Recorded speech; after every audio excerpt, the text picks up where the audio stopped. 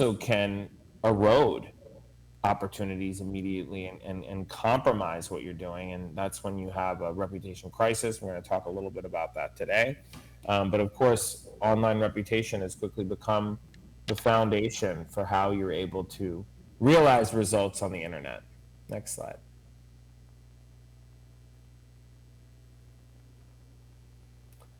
Building, repairing, and monitoring. So we're going to get into the three components of reputation a little bit more depth.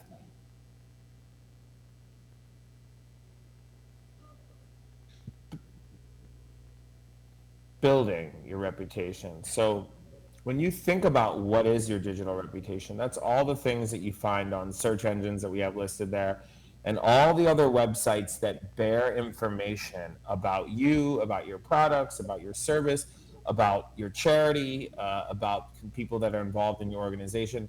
That collectively comes together to form your digital reputation.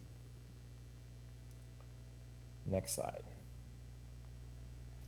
And you can look at that and break that down in different ways. Because online reputation management can be a little bit complicated, this is one of the ways that we sometimes break it down for our clients. I think something is lost in translation there, but it says social engagement, it says Google My Business, digital real estate, keyword research. These are all the main components and pillars to your online reputation. And of course, making sure that you have the data and analytics to overlay it.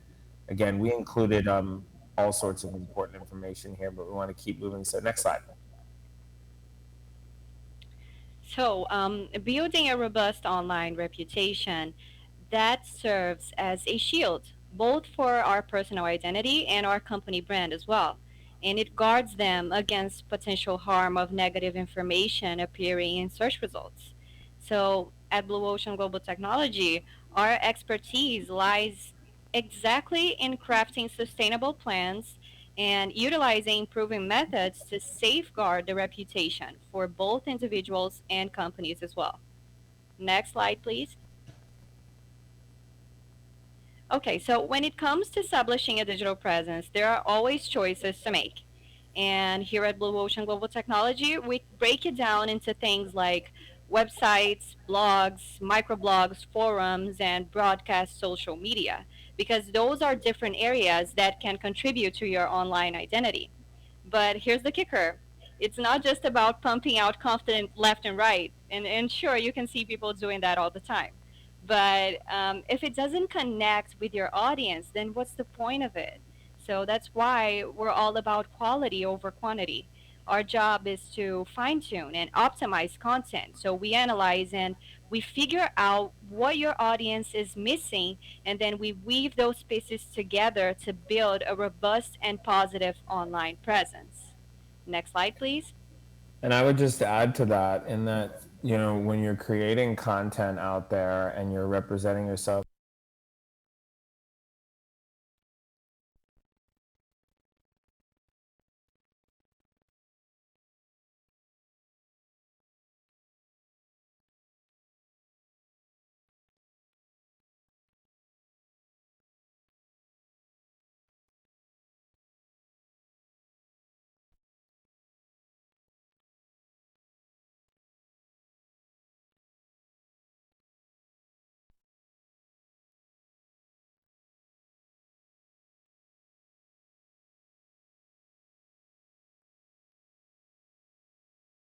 and make sure. How many people can remember looking at those websites where they like squint in and they do this zooming in? Those still exist, and so you want to be thoughtful about those as well. Next slide. Okay, so one key principle that we have maintained over the past decade is to have a focus on quality. So we've never been in a rush to just put something out there. And instead, we've taken the patient route of crafting things that embody quality. And that is because in the digital industry, quality equals longevity. So our approach isn't about flooding the scene with numerous blogs and posts every week. It's more centered on delivering high quality digital assets, whether for our brand or for our client's brand. Next slide, please. And about social media presence in today's landscape, Whether it's a local business or a corporate giant, everyone has their social media accounts buzzing with activity. And in fact, small businesses in particular are thriving by leveraging social media to build their brand and to drive sales and shape their image overall. And as Samir often emphasizes, business isn't just between companies, it's between people. And social media is where those personal connections happen. So your posts become a window into who you are, what you're interested in, and also the stories that you share. And on a business level, the impact is even more significant because companies are using social media for everything nowadays, from coming soon campaigns to regular updates, announcements, and much more. And this is why we put so much effort into making our clients' social media channels not just active, but also highly engaging. Next slide, please. This is just an example of digital assets. You know, having a personal website is one of those things that our team came to me and said, "Samir, you need a personal website," like 5 years ago. And I'm like, no, that's so narcissistic. I cannot do that. But they said, Samir, that's usually the first thing people do after looking up Blue Ocean Global Technology, look up you. And wouldn't you prefer to actually control that narrative? And so having assets and digital properties that bear your name is, of course, incredibly important for building your digital presence. And a personal website bearing your name allows you, again, to control the conversation and share the right information about you. There we have a few that we've done for clients, yeah, our personal website, just to show you some examples. Next slide. So, repairing your reputation is a strategic process because it involves meticulous analysis, considering many factors like domain authority, SEO complexities, and keywords and their density. So, you see, it's not about tossing out a fixed price um, without really understanding the intricacies of your situation. And that's why we're all about custom work because your reputation it deserves a tailor-made strategy, not a generic solution. So again, it's not just about quantity; it's about the quality of the solution that we bring to the company's unique challenges. Next slide, please. So about negative online presence, that's like a labyrinth with various reasons at every turn. So you can name it: negative articles, defamation, court cases. There's a bunch of other issues. Now, when we step into repair, it's not a one size fits all deal because we're not in the business of quick fixes without really understanding the unique landscape of your company's digital reputation. Next slide, please.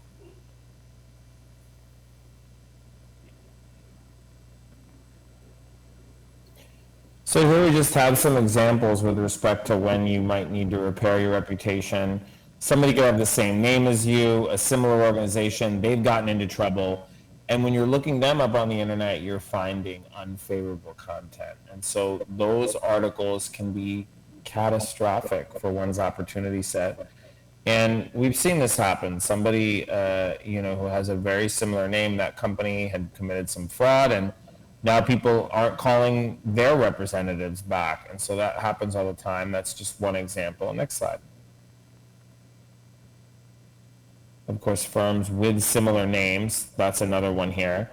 And these are just common examples that you can prepare for, and some of them you can't. But of course, building your digital presence and making sure you have the best information out there will be how you can mitigate and manage reputation risk, which is inevitable for all organizations because you can't control what people say about you. You can't control events that might take place in the future that you have no control over. Next slide. This is one of my favorite case studies here. I'm going to get through this quickly. So former Miami Preparatory School headmaster Patrick Snay, so he was the principal at this school, sued for age discrimination after his contract was not renewed in 2010. And then the case settled for $80,000, and it was supposed to be confidential. But Snay shared this information with his daughter Dana. Now, normally when I'm live, I don't normally ask people, what do you think happened next? And somebody usually gets surprised by answering. And they usually get pretty close.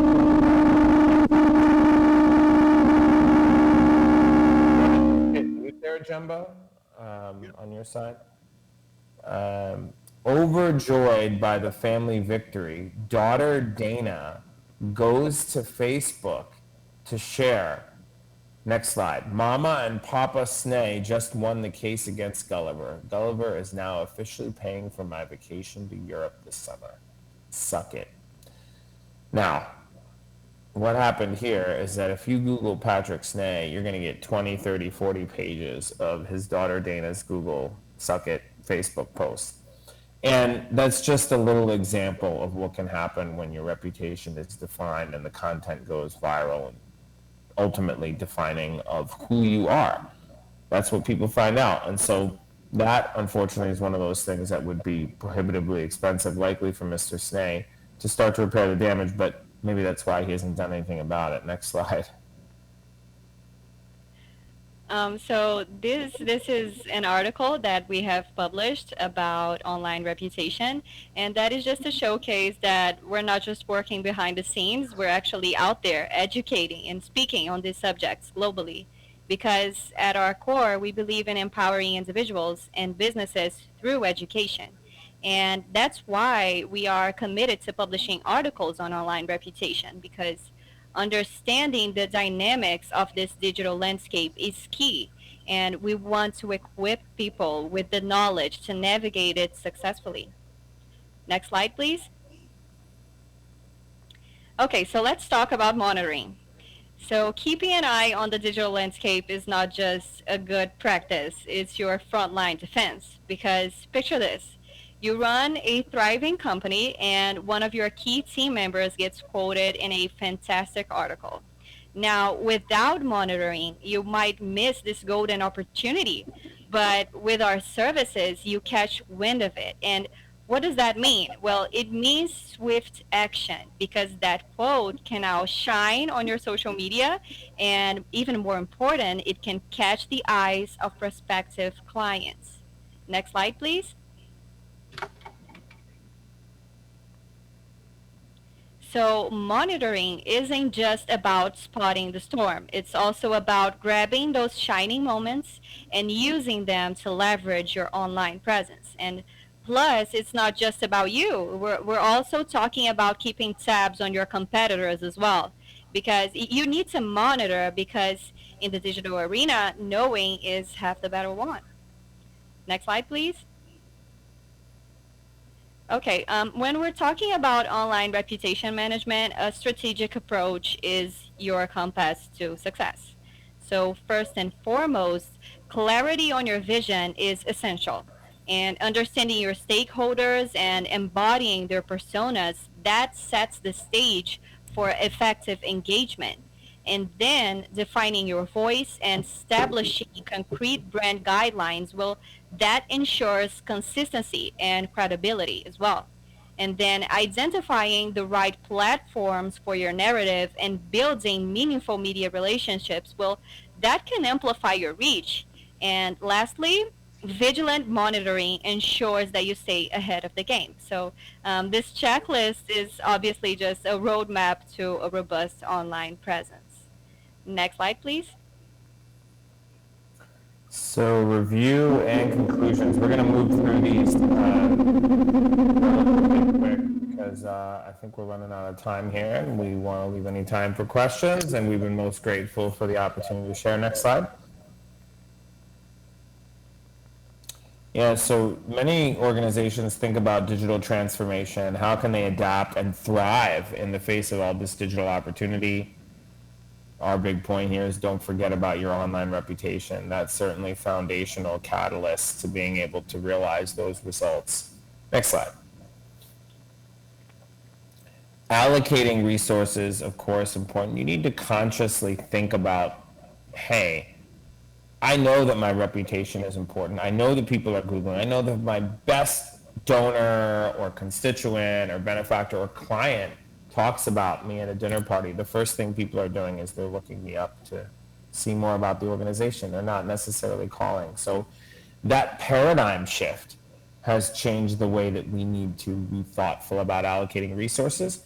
And it makes sense, and this is something we're big advocates for naturally, to gain access to resources and not necessarily have to own them in house.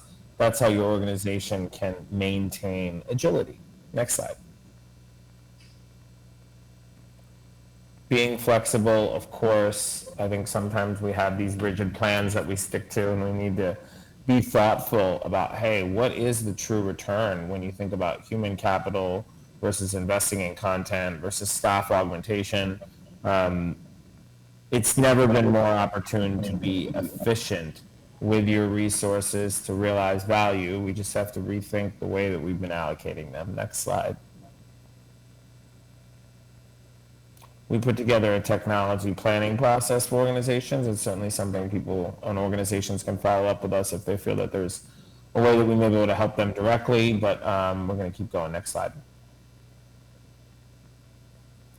And of course, these are some quick ORM tips. Online reputation management is very much related to public relations. Of course, it's important to have balanced communication. You always need to be thoughtful about responding with care and diplomacy. I think it was Thomas Jefferson that said that if it's such a good idea to tell somebody off, it'll still be a good idea tomorrow. Next slide. Okay, so as we conclude today's journey into the nuances of reputation, truth is reputations are the currency of life's opportunities. Because 3 decades ago, news and insights were confined to the pages of newspapers and nightly news. And fast forward to today, every click and every share that molds our digital reputation. So as we navigate this dynamic landscape,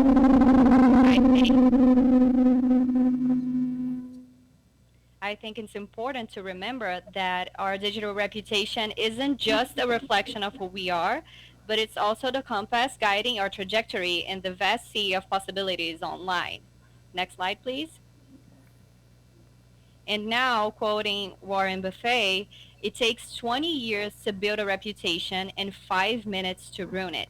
And if you think about that, you do things differently. And he couldn't be more right because your reputation is the key that unlocks the doors to all kinds of life's opportunities. So, thank you all very much. Thank you. If you have any questions and follow up, you can feel free to reach out to us or ask them here. We, yeah, are thankful for the opportunity to present and share some perspective, and hopefully our comments were well received. Thank you. Okay. How is my audio? Is it still good? Okay. So, Yes. okay, so we do have some questions. By the way, thank you both very much. That was informative, and I'm sure I'm not the only one who did not know all that information. So, we do have some questions. What we are doing is starting with the online questions first. So, let me see if we do have some here. Let me close this window here. Let me see if we do have some in the chat here. Okay. But I also do have some questions that we've been able to gather. So let's go ahead and do that. Okay. So okay, I'm getting some instructions from our technical team to mute. Okay, this one is muted. There's no sound here. Okay, is that better? The, okay, this one is muted. There's no sound here. Yeah, see? There's no sound. All right, so we're having slightly of an echo, but if you can still hear me, just give us a few seconds. Let's see if we can sort that out. And I'll just keep talking. I'll see if the echo has disappeared. Maybe it's that laptop. Can you mute that one? Just mute it. Okay.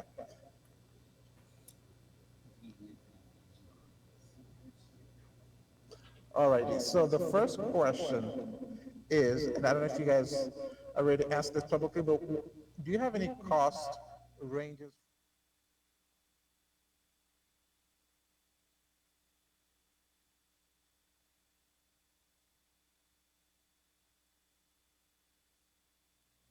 I would just say, Jemba, that that's going to be dependent upon what an organization wants to accomplish and what it is that the mandate is. And this is why online reputation, and we've chosen to kind of build our niche expertise in this area because all the things that you want to accomplish when you're creating content, when you're on social media, when you think about search engine optimization, they all have to do with your reputation. But different organizations and different companies, depending on who they are, they're going to have specific priorities. So the way that we usually approach that is first, let's identify what an organization really needs and what they want.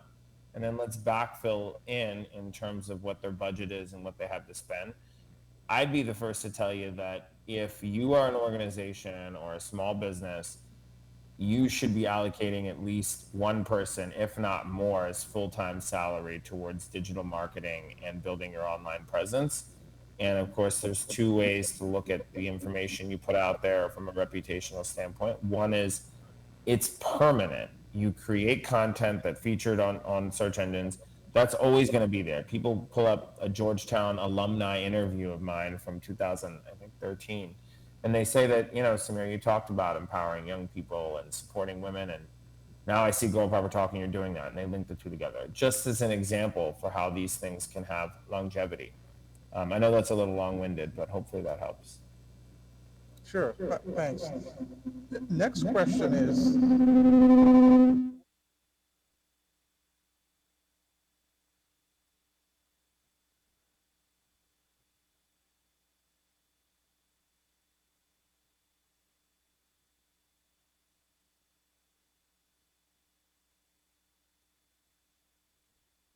type enterprises or or businesses. Is that something that you see in your data as well? And if you have any, you can provide that. Larger companies are going to allocate more resources, but they're also going to be slower to make changes. And I think you can be nimble and you can be impactful with relatively small budgets. But the important part is I think that small businesses and nonprofits, oftentimes they're loath and reluctant to spend money.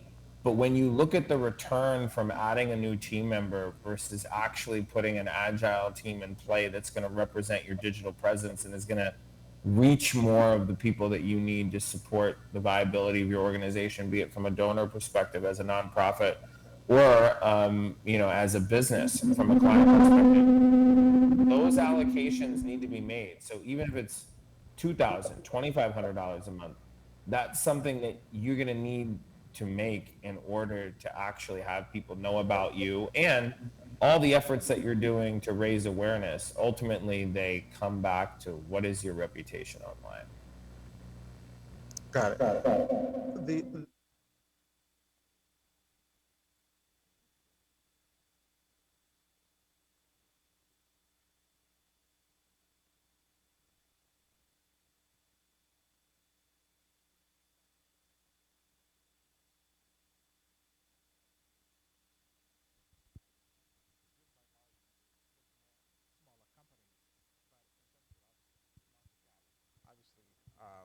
obviously larger, Fortune 500 companies tend to be larger. But in terms of online reputation, do you see that damage affecting more the small businesses or the large organizations?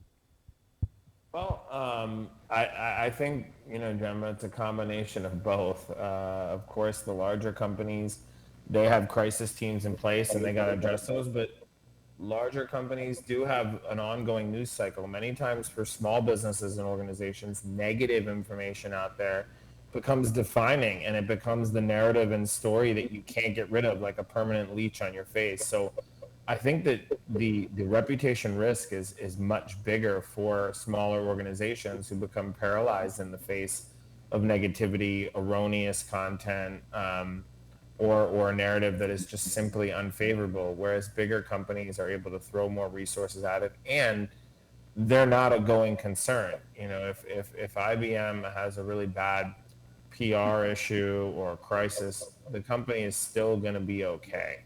They're going to have to address it. They're going to have to fix it. But a small business that has a real erosion of trust online, that's going to have more of an outsized impact.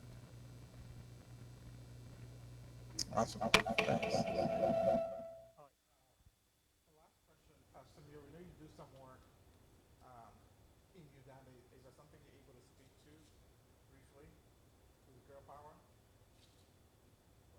certainly our foundation, Girl Power USA, we support the next generation of doctors in Uganda, and there's a number of medical students and doctors that we support. We also put on events for women's health awareness, for financial literacy, and we're actively growing a community there because we see that, hey, the internet has changed things where you could be in Kampala, you could be in a small town, you could be anywhere in the world. For instance, I'm, in Krakow, Poland, and I'm just recently meeting two of our team members that came from Budapest. One's from Nigeria, one's from Syria, and so the world has changed, and so we are incredibly passionate about the vibrant youth population in Uganda, and that's both Girl Power Talk and actually providing employment opportunities, and our foundation, Girl Power USA, which is something I know that we've been in certainly conversation with you and Jackie about, and others through our esteemed introduction. So we love Uganda, and not just naturally resource rich in the nature of Uganda, but the vibrant youth population. We see so much potential in it. We're looking to create more opportunities in Uganda. I know Catherine also asked a question about reviews. Um, you know, I think that that's a business specific question, Catherine, about whether and where you want to share them on social media. I think that you need to take positive ones and centralize them. You need to amplify them. You need to find ways in the content you're putting out to reinforce and repurpose really good positive reviews because they matter. And they're something that they're really important buying signals. I know that even in one of the niche areas that we work as an expert witness in court cases, attorneys oftentimes cite, Samir, I read the reviews that other attorneys had said about you. I didn't find any of the other experts to have that third party validation. So that's incredibly important. But anyways, just wanted to address that. Thank you, Jumba. Sure. All right, so I think that's all our questions. Thank you both for your presentation. Actually, we do have some folks here. As we said, we're doing a dual in person and online. So if we can just all give Samir and his co-presenter a hand.